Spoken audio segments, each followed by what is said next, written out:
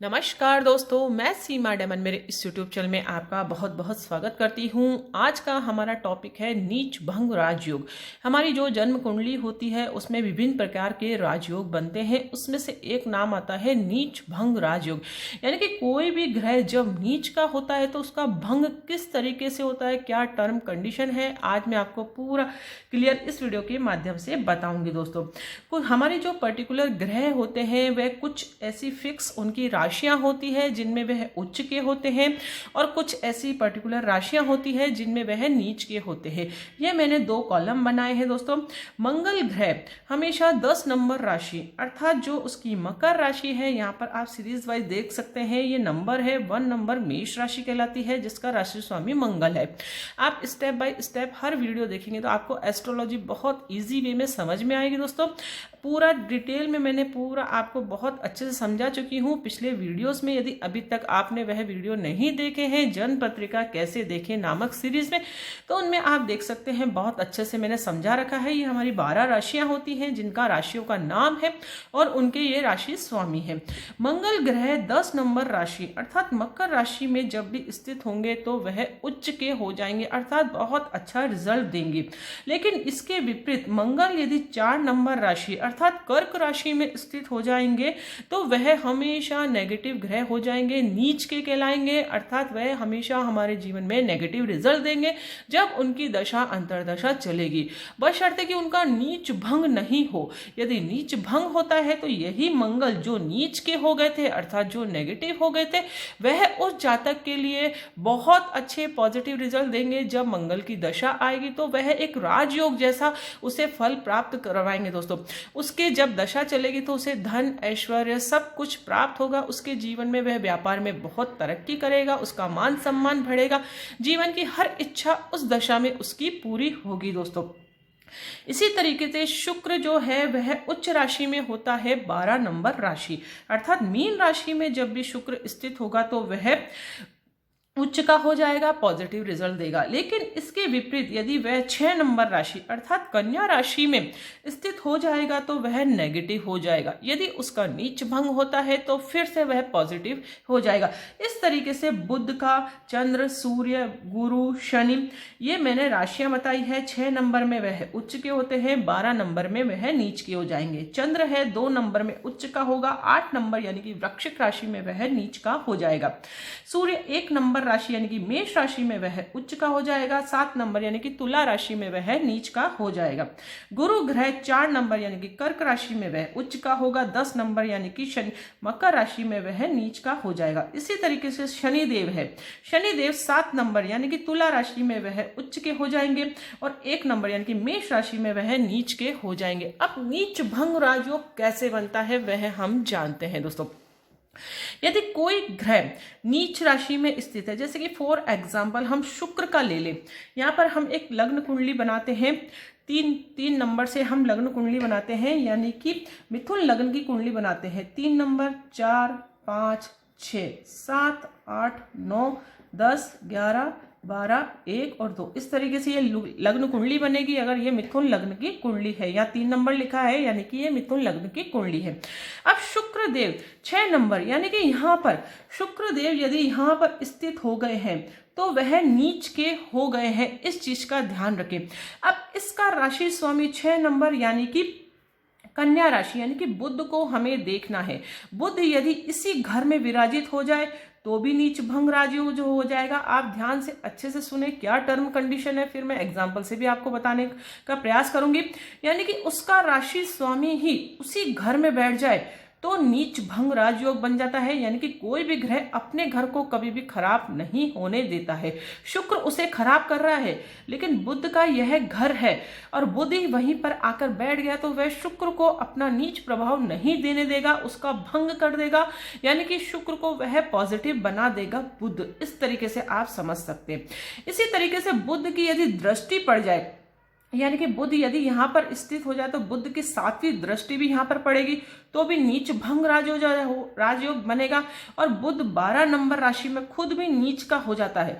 दोनों ग्रह यदि आपस में नीच होकर भी दृष्टि संबंध बनाए तो भी नीच भंग राजयोग बनता है। इस प्रकार से भी आप देख सकते हैं। और शुक्र का शुक्र यदि नीच है, उसी के विपरीत यहाँ पर कोई उच्च का ग्रह आकर बैठ जाए तो भी नीच भंग राजयोग बन जाएगा। बुध यहाँ पर उच्च का हो जाता है, तो इस तरीके से आप समझ सकते हैं। यानी कि नीच भंग राजयोग कैसे बन गया? कभी भी कोई भी ग्रह जिस घर में बैठा है, यदि वह नीच का है तो उसका राशि स्वामी हमें देखना है कहाँ पर है, उसका दृष्टि संबंध बन रहा है उस घर से तो नीच भंग हो जाएगा, और यदि उच्च का ग्रह वहां पर स्थित हो जाएगा तो नीच भंग हो जाएगा, और उसी का राशि स्वामी उसी घर में बैठ गया तो नीच भंग राजयोग बन जाएगा। ये 3 टर्म कंडीशन है। अब इसके विपरीत यदि सूर्य से जो नीच भंग कर रहा है वही अस्त हो गया, सपोज करें बुध यहाँ पर स्थित है, सूर्य से इसने युति यहाँ पर बना ली, अब सूर्य ने बुध को अस्त कर दिया डिग्री वाइज संबंध, यानी कि दोनों का डिग्री संबंध यदि 3 डिग्री निकला, यानी कि बुध ने इसको अस्त कर दिया, यानी कि इसके कारक तत्व ही खत्म कर दिए, तो यह शुक्र को नीच भंग का राजयोग नहीं देगा। इस चीज का भी आप ध्यान करें कि सूर्य से वह अस्त नहीं होना चाहिए जो ग्रह नीच भंग कर रहा है। अब 6, 8 और 12 घर, ये जो घर होते हैं इसमें कोई भी राजयोग फलीभूत नहीं होता है। यदि यही ग्रह शुक्र ग्रह या और यहाँ पर जैसे हम समझ सकते हैं कि 8 नंबर में कौन नीच होता है, चंद्रमा अगर यहाँ पर बैठ गया, चंद्रमा यहाँ पर बैठ गया, मंगल यहाँ पर बैठ गया तो नीच भंग नहीं बनेगा। क्यों? छठा घर अच्छा घर नहीं माना जाता है। इस घर में और इस घर में और इस घर में कोई भी राजयोग फलीभूत नहीं होता है। ये इसकी डेफिनेशन मैंने आपको समझा दी है। अब मैं बाय एग्जांपल आपको देखकर समझाने का प्रयास करूंगी तो आपको बहुत इजी वे में समझ में आ जाएगा कि नीच भंग राजयोग हमारी कुंडली में कैसे बनता है। दोस्तों ये आप देख सकते हैं कुछ जातक है जिन्होंने मेरे द्वारा कुंडली विवेचन करवाया था, तो ये देख सकते हैं आप इसमें कि यहाँ पर आप देखें 4 नंबर है मंगल। मंगल यहाँ पर किस तरीके से हो गया है, आप इस ये जो सीरीज मैंने बता रखी है यहाँ पर मंगल है 4 नंबर, 4 नंबर में मंगल नीच का हो जाता है, हमें पता है, इस सीरीज से आप देख सकते हैं। अब मंगल नीच का हो गया है, अब हमें इसका राशि स्वामी कौन है, 4 नंबर, 4 नंबर यानी कि कर्क राशि यानी कि चंद्रमा, चंद्रमा को देखना है वह नीच भंग कर रहा है कि नहीं कर रहा है, नहीं कर रहा है, तो फर्स्ट रूल कैंसिल हो गया। अब सेकंड रूल है कि कोई दृष्टि संबंध, यही दृष्टि संबंध भी बनाए तो भी दृष्टि संबंध नहीं बना रहा है।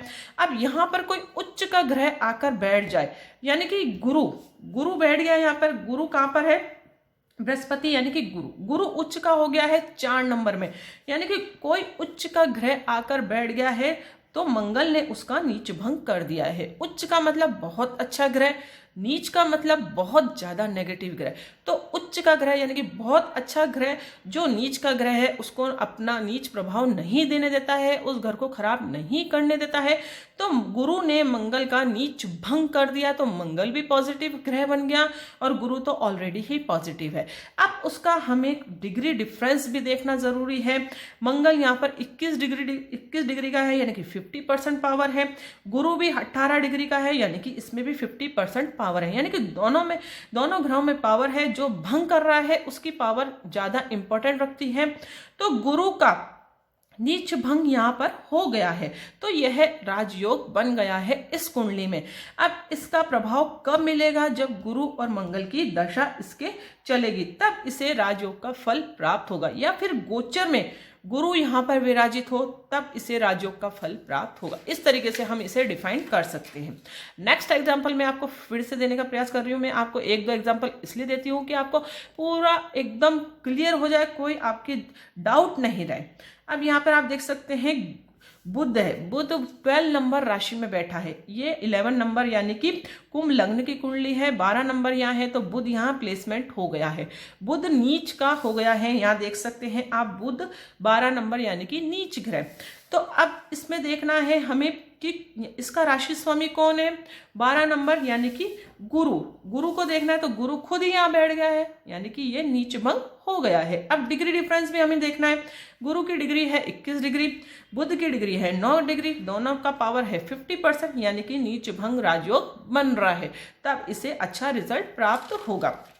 अब इसी तरीके से आप देख सकते हैं गुरु, यहाँ पर ये वृश्चिक लग्न की कुंडली है, 10 नंबर यहाँ लिखा है यानी कि गुरु 10 नंबर में गुरु नीच का हो जाता है, हमें पता है, इस आप कॉलम से देख सकते हैं नीच का ये हो गया है। अब इसी नीच इसका शनि का प्लेसमेंट हमें देखना है, तो शनि से इसका कोई दृष्टि संबंध नहीं बन रहा है। शनि की 3 दृष्टियां होती है दोस्तों, तीसरी दृष्टि, 7वीं दृष्टि और 10वीं दृष्टि, लेकिन दृष्टि संबंध भी नहीं बन रहा है। शनि यहाँ पर स्थित है तो 1 2 3 4 5 कोई दृष्टि संबंध नहीं बन रहा है। अब इसमें कोई आप इस तरीके से देख सकते हैं कि इसी कुंडली में कोई नीच का ग्रह तो नहीं है, उसका दृष्टि संबंध तो नहीं बन रहा है। तो इसमें आप देखिए मंगल यहाँ पर नीच का हो गया है, यानी कि मंगल 4 नंबर में नीच का हो गया। अब दोनों ही ग्रहों का दृष्टि संबंध बन रहा है। 7वीं दृष्टि इसकी पड़ रही है और इसकी इस पे पड़ रही है, यानी कि दोनों ही आपस में दृष्टि संबंध बनाकर दोनों ही आपस में अपने घर को खराब नहीं होने देंगे। यानी कि मंगल का घर ये हो गया, ये उच्च का हो जाता है। मंगल 10 नंबर राशि में, गुरु यहाँ पर उच्च का हो जाता है, तो दोनों ही अपने घर को खराब नहीं होने दे रहे हैं।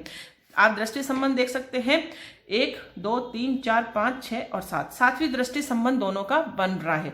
तो दोनों ही नीच ग्रह हो गए हैं, इसका मतलब नीच भंग राजयोग बन गया है। अब हमने डिग्री डिफरेंस भी देखना है। इसकी 26 डिग्री है यानी कि 25% है, इसकी 22 डिग्री यानी कि 50% है। दोनों का डिग्री डिफरेंस भी सही है, सूर्य से अस्त भी नहीं है, तो यह नीच भंग राजयोग 100% इसके काम करेगा।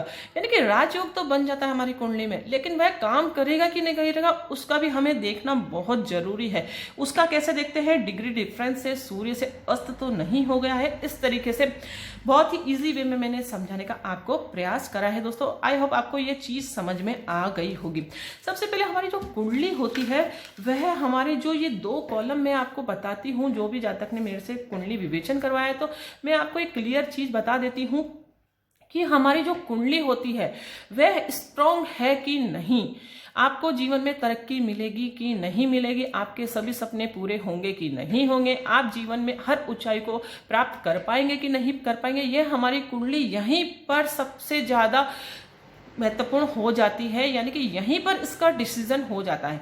जितने ज़्यादा आपके अच्छे ग्रह हैं, जितने ज़्यादा आपके राजयोग बन रहे हैं, आपकी कुंडली उतनी ही स्ट्रांग है, आपको जीवन में उतनी ही तरक्की मिलेगी।